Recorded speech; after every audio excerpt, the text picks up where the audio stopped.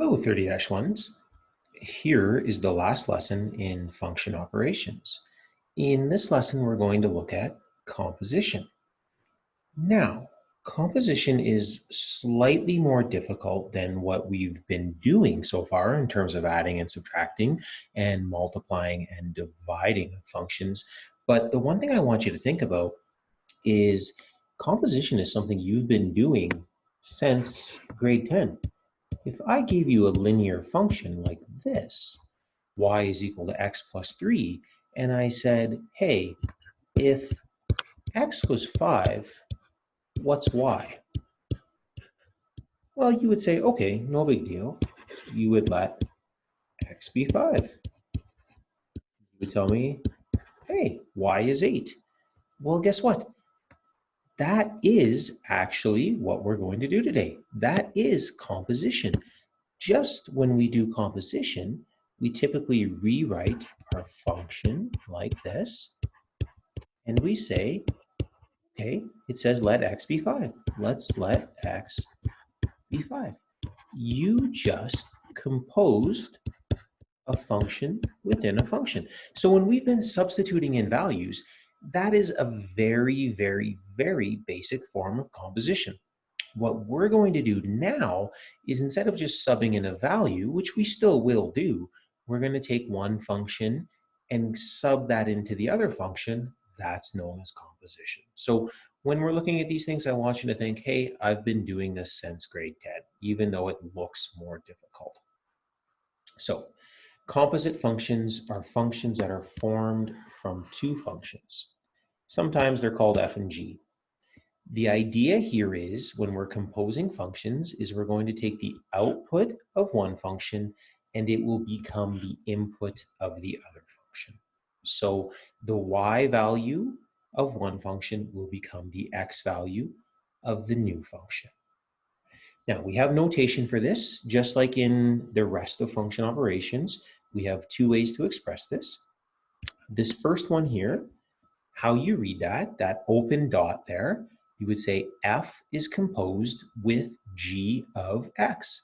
So I prefer to write it in the second way, where what this tells me is I am going to sub the entire function g at x, and I'm going to sub g at x into the function of f. They both mean the same thing. I just prefer the second one. I think it makes it look more clear what I'm doing. Just don't get this one mixed up with this one.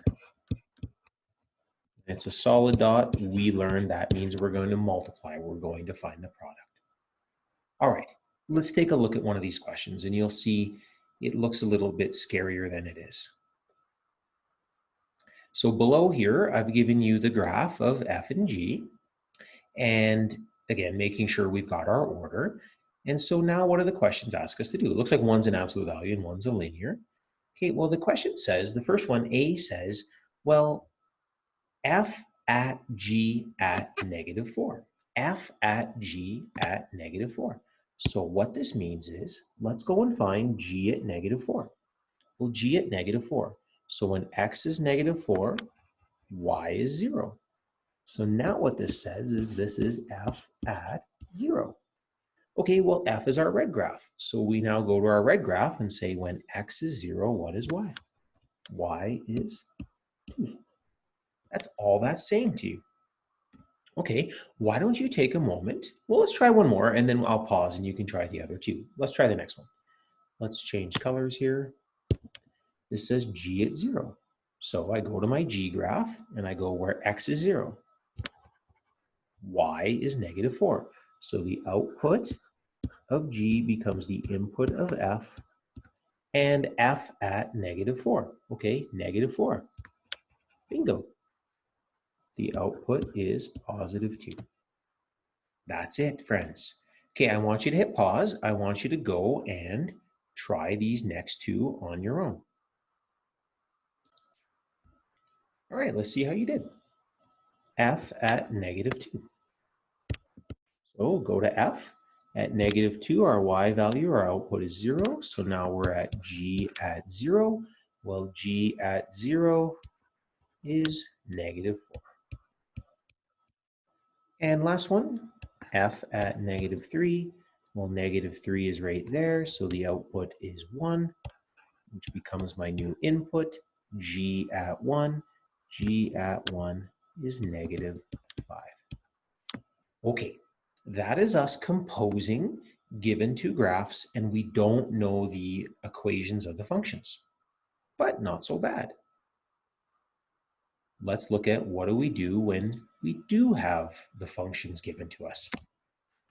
There's two ways to do these questions. Okay, I'll show you both ways, and then you can decide which one you prefer, and I'll tell you which one I prefer. So this one says, let's find f at g of x. So what we're going to do here is that what this says is I like to show all my work. So this one says g at x. Well, that's g at x, right? And now what we're going to do is we're going to find our new function. So what this says is wherever there's an input in f, we're going to replace it with the output of g. So our new function here then is -3x plus 5 plus 6. Do you see how we replace the x with -3x plus 5? And now we simplify. There it is. And this is our new function. There it is. Okay, let's try the next one. So again, what this tells me is the input for g will become the output for f, which is this. G at x plus 6. And wherever I see an x in g at x, I replace it. I do a substitution with x plus 6, and I simplify, and that sounds like -18, -13. Just like that. Okay, so there's creating the new function. Where there's two possible ways to do this is on a question like number 3. Number 3 gives us the functions, and it says f at x is 2x plus 6, g at x is x plus 8. Okay, what is f at g at 2? There's two ways to do this. I'm going to do it what I think is the simple way first, and I'll show you a different way on the next one. So it says g at 2. Well, let's go find g at 2. Well, g at 2. Well, g at 2, I'm going to let x be 2. So it's going to be 2 plus 8, which is now 10. So now what do we have? We have f at 10. So now we go up to our function f, and we substitute in let x be 10. And guess what we get? 26. So that's what I think is the simpler way to do this question. If you want to see a different way to do it, and it's completely valid, I'm not saying not do it. So let's look at B here. It says g at f at 4. So what you could do first is go and find g at f at x first and make that new function. So g at f at x. So g at 2x plus 6. Well, that is 2x plus 6 plus 8. Well, that's 2x plus 14. So there's our new function, g at f at x. So how does that help you? Well, now the question said, what's g at f at 4? So all you would do now is say g at f at 4. Well, you have your new function. And so now all I'm going to do is I'm going to let x be 4 in my new function. And that sounds like 22 to me. So compare A and B. Which one do you think is simpler? Honestly, I think A is easier. It's a lot less algebra, especially if the functions get more complicated, but they're both completely valid. It's up to you to decide how you want to do that.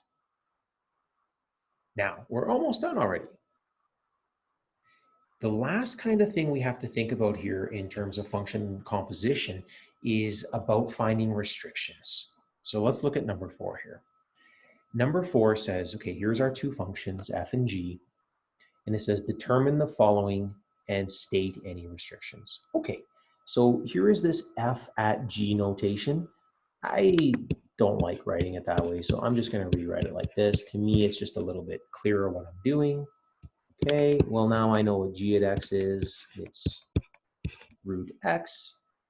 Okay, I'm going to draw a bit of a football play, come up here. Well, now our new function then is root x minus 3. Okay, restrictions. Well, where I'm going to look is I'm going to look at my input. So I'm going to look at g at x, and I'm going to look at my final function. So I'm looking in two places. So I'm looking at g at x and my final function.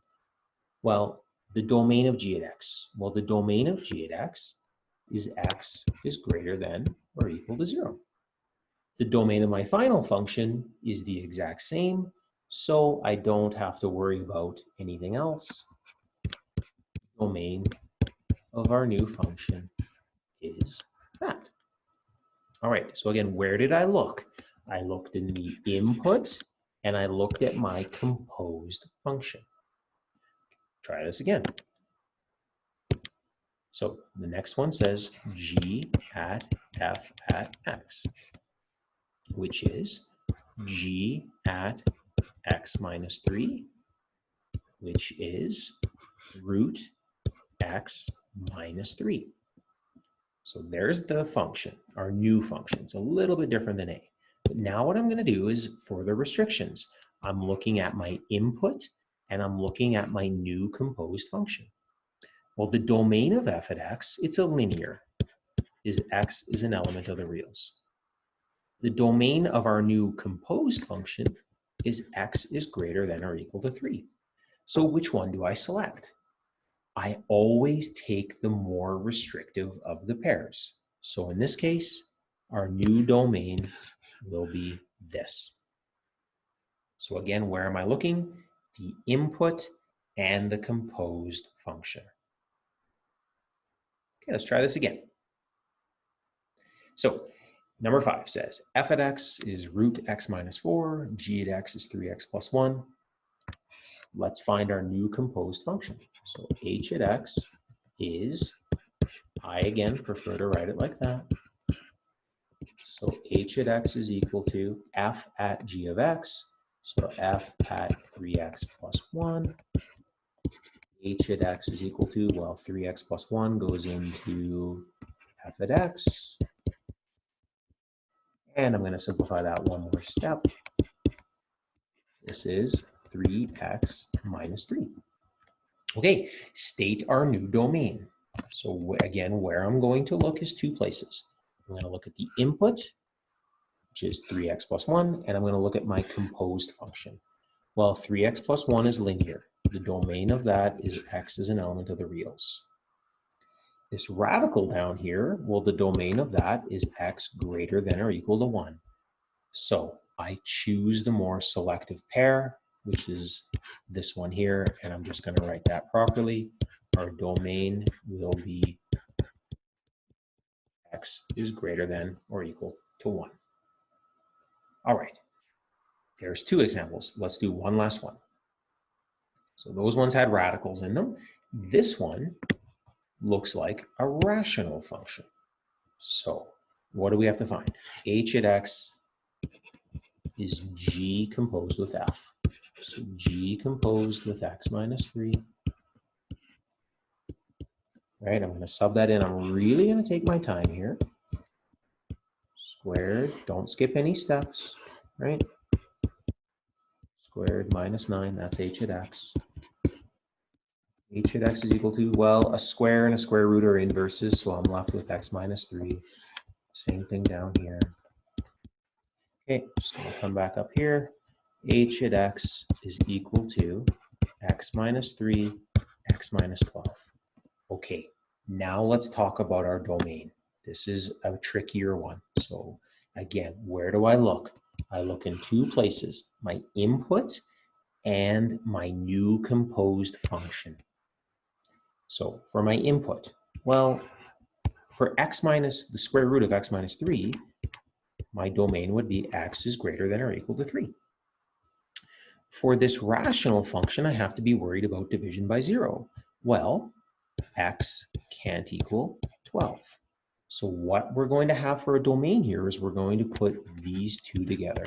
The set of numbers x such that x is greater than or equal to 3, comma, x can't equal 12, comma, x is an element of those there real There it is, friends. Okay, if you wanted to write that in interval for notation for some reason, we certainly could. That would be including 3. We would go all the way over to 12. We don't include 12, union the other side of 12 all the way to infinity. Okay, there you are. There's 2 different ways to write that. But again, the more important part is what I have in the gray box at the bottom here. The domain of a composed function depends on the restrictions of the initial function in the composition and any restrictions that occur in finding the final or new composed function. That, to me, is the trickiest part of this entire unit. Okay, friends, I hope that helped. I will see you next time.